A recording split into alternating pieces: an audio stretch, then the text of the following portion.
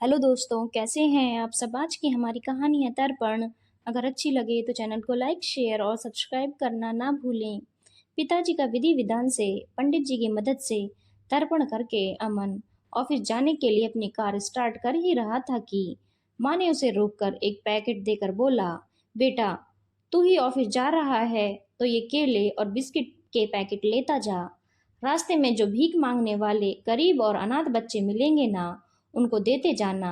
यह है परोपकार होता है। अरे माँ, तुम भी ना अभी सुबह ही तो पंडित जी को बुलाकर 2100 रुपए के पैकेज में पिताजी का तर्पण किया है। अब यह सब क्या है। अमन ने झुंझलाते हुए माँ से कहा। पर माँ का उदास चेहरा देखकर अमन माँ को मना नहीं कर सका। उसने माँ के द्वारा दिए पैकेट को बगल की सीट पर रखकर तेजी से अपने ऑफिस की तरफ कार दौड़ा दी। पुणे की एक प्रसिद्ध सॉफ्टवेयर कंपनी में अमन सीनियर सॉफ्टवेयर इंजीनियर था। पिछले 11 वर्षों से उसने अपनी मेहनत और काबिलियत के दम पर जो मुकाम हासिल किया था, उससे अमन की उस कंपनी में बहुत इज्जत थी। अमन के पिताजी का 4 वर्ष पूर्व बीमारी की वजह से निधन हुआ था। उनकी आज पितृपक्ष की तिथि थी, लेकिन सप्ताह के मध्य पूरा अवकाश लेने की बजाय अमन ने ऑफिस टाइम से पहले पंडित जी को बुलाकर विधिवत तर्पण करना बेहतर समझा। अमन की पत्नी दूसरे बच्चे की डिलीवरी के लिए मायके गई हुई थी, इसीलिए उसने एक कुशल मैनेजर की तरह सुबह 4 बजे अलार्म लगाकर अपनी मां को उठाकर उसके साथ पूजा विधि के लिए सारी तैयारियां करवाकर पंडित जी के साथ तर्पण पूजन में लग गया। वहीं मां पिताजी की पसंद का भोजन बनाने में पूरे मनोयोग से जुट गई। आज मुंबई जैसे शहरों में पंडित जी भी पैकेज के हिसाब से काम करने लगे हैं। सुबह 8 बजे से पहले विधिवत पूजन करने के लिए 2100 रुपये का स्पेशल पैकेज लिया था, जिसमें उसके साथ आए 4 जूनियर पंडित एक प्रोफेशनल की तरह यंत्रवत पूजा संपन्न कर रहे थे।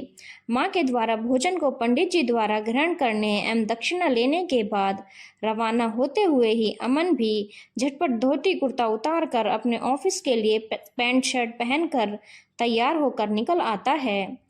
मुंबई पुणे जैसे शहरों में 5 मिनट का विलंब भी कई बार रास्ते में 30 से 40% तक का ट्रैफिक बढ़ा देता है।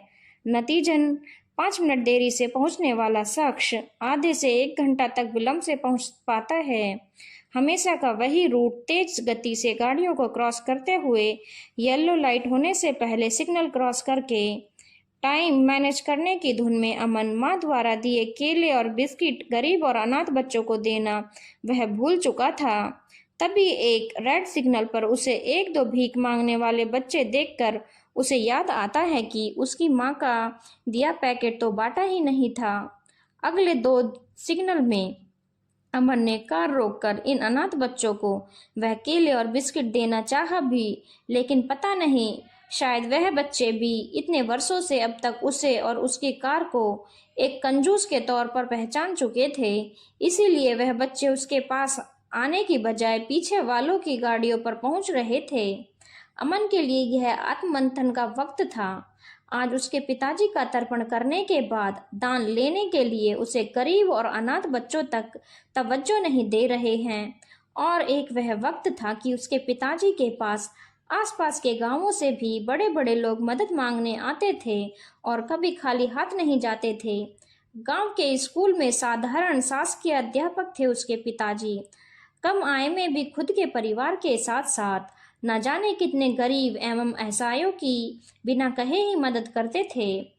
और एक मैं हूँ कि 1.5 लाख रुपए महीने की तनख्वाह होने के बाद भी किसी के मदद मांगने पर भी यह सोचकर उसकी मदद नहीं करता कि यह मेरा पैसा लौटाएगा या नहीं। पिताजी की इसी उदारता की वजह से अक्सर उसके पिताजी से बहस होती थी और माँ कहती थी, बेटा, जब तुम कमाओ तब अपने हिसाब से पैसे खर्च करना, मगर पिताजी को ऐसा रोकने का तुम्हें कोई अधिकार नहीं है। इस तरह पिताजी के इन कर्मों के पीछे माँ का भी मौन समर्थन था। माँ बहुत खुश होती थी जब कोई कहता, हमने भगवान को नहीं देखा, पर बाबूजी तो स्वयं ही भगवान का रूप हैं। इन्हीं वैचारिक मतभेद के कारण अमन अपना जॉब लगने के बाद यदा कदा ही अपने गांव जाया करता था। पिताजी भी किसी त्योहार या समारोह के समय ही उसके पास आते थे। वरना सप्ताह में एक दो बार एक दूसरे के हालचाल पूछकर ही वह संबंधों को बनाए हुए थे। हाँ, विधि विधान से तो अमन ने पिताजी का तर्पण कर दिया था, पर क्या वह सचमुच पिताजी की इच्छाओं को तृप्त कर सका? पिताजी के दीते जी, क्या उनकी अनुपस्थिति में उसने अपनी माँ को ऐसा एहसास कराया कि पिताजी नहीं हैं, तो क्या वह तो उनका है, उनका ख्याल रखने के लिए ख्याल तो दूर में अपनी माँ के लिए वक्त भी नहीं निकाल पाता। घर पहुँचते ही माँ से बनी चाय पीकर वह जो मोबाइल में व्यस्त हो जाता है, तो सुबह उठकर सीधा नहा धोकर ऑफिस के लिए निकलने तक उसे माँ की याद ही ना रहती। माँ जरूर उसके डिनर, नाश्ता, टिफिन, कपड़े प्रेस करने जैसी सारी जरूरत बिना कहे ही पूरा कर रही थी। शनिवार रविवार को भी वह या तो दोस्त के साथ निकल जाता था या लैपटॉप पर कंपनी का काम करके अपना दिन गुजार देता। आज माँ की डबडबाई आंखों के पीछे का दुख समझकर भी मैं ऑफिस निकल आया। अपनी माँ के जीवित रहते उसका ख्याल नहीं रख रहा हूँ, तो क्या उसके जाने के बाद यही तर्पण करके उसे खुश रख पाऊंगा? अमन को आत्मग्लानि होने लगी। उसने अगले ही सिग्नल पर अपनी कार वापस घर की तरफ मोड़ ली और बस को फोन पर यह कहकर आज उसे अपनी माँ को डॉक्टर के दिखाने जाना है, वह छुट्टी ले लेता है। विचार बदलते ही संयोग भी बदलने लगता है। जो अनाथ और गरीब बच्चे उसके बुलाए जाने पर भी पास नहीं आ रहे थे, वही बच्चे अगले सिग्नल पर ही खुद उससे मांगने आए। अमन ने उन सबको बिस्किट और केले देकर संतुष्ट कर दिया। उन बच्चों की संतुष्टि देखकर अमन को भी अजीब सी संतुष्टि महसूस होने लगी थी। घर पहुंचते ही वह कार बाहर ही रखकर चुपके से घर पहुंचता है तो खिड़की से उसे दिखता है कि माँ पिताजी का एल्बम खोलकर उनसे ही खामोश आंखों से बातें कर रही हैं। अमन ने दरवाजा खटखटाया। अचानक अमन को सामने देखकर माँ ने फोटो एल्बम टेबल के ऊपर रखे न्यूज़पेपर के नीचे छुपाते हुए अपने आंसू पोंछकर मुस्कुराते हुए पूछा, क्या हुआ, तू वापस कैसे आ गया? कुछ भूल गया था क्या? हाँ माँ, कुछ भूल गया था मैं। आज तो ऑफिस में कुछ ज़्यादा काम नहीं था, इसीलिए छुट्टी लेकर आपके साथ एक फिल्म देखने का मन हो रहा है। नहीं, मेरा मन नहीं है आज कोई फिल्म देखने का। तू ही बाहर जाकर देखा, माँ ने मना करते हुए कहा।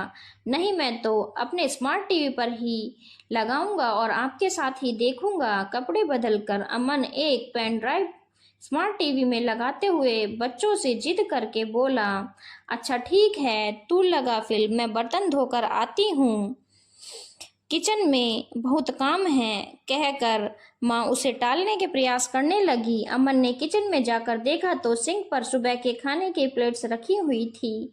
इसका मतलब माँ ने खाना नहीं खाया है अब तक। उफ, कितना घुट घुट कर जी रही है मेरी माँ। घर पर सब कुछ होकर भी उसका आनंद नहीं लेती और मुझे यह पता भी नहीं। माँ, मुझे जोर से भूख लगी है, चलो साथ में खाना खाते हैं। अमन खाना गर्म करके एक थाली में परोसकर माँ के साथ बैठ गया। एक कोर खुद खाकर चुपके से ज्यादा कोर उसे खिलाने की माँ की स्टाइल आज वह माँ पर ही आजमा रहा था। खाना होते ही वह माँ से बोला, माँ बर्तन मैं धो लेता हूँ, तब तक तुम किचन साफ कर लो, फिल्म तो हम साथ ही देखेंगे। माँ अचरज से अमन के बदले व्यवहार परिवर्तन को देखकर सुखद अनुभव कर रही थी। किचन का काम निपटाने के बाद माँ बेटे मिलकर टीवी पर अमन की शादी की फिल्म लगाते हैं। 6 साल पहले हुई अमन के विवाह की फिल्म अमन ने पेन ड्राइव में सेव कर रखी थी। पिताजी को उस विवाह में पूरे जोश से विवाह कार्यक्रम में सहभागी होते देखकर, सबके साथ मस्ती में डांस करते देखकर, विवाह की चहलबाजी देखकर माँ भूल ही गई थी आज पिताजी हमारे बीच नहीं है। अमन माँ का सिर अपनी गोद में रखकर धीरे धीरे नारियल का तेल लगाकर सहलाने लगा। माँ की आंखों से आंसुओं की धार बह चली थी। आज अमन ने एक साथ 2 तर्पण किए थे। पहला अपने दिवंगत पिताजी का पूरे विधि विधान के साथ और दूसरा अपनी दुखी माँ के साथ वक्त गुजार कर उसके दुखों का सहभागी बनकर। सभी तर्पण पानी से ही हों जरूरी नहीं, कुछ तर्पण आंसुओं से आजीवन होते रहते हैं। कहानी लिखने का उद्देश्य यही है कि अपने पितरों के दिवंगत होने पर तर्पण करना तो हमारे लिए विधि का विधान है, लेकिन जीवित अवस्था में उनके साथ हंसी खुशी वक्त गुजार कर उन्हें अकेलेपन का एहसास न होने देना उससे भी महान कार्य है। धन्यवाद दोस्तों, अगर आपको कहानी अच्छी लगी हो तो चैनल को लाइक शेयर और सब्सक्राइब करना ना भूलें।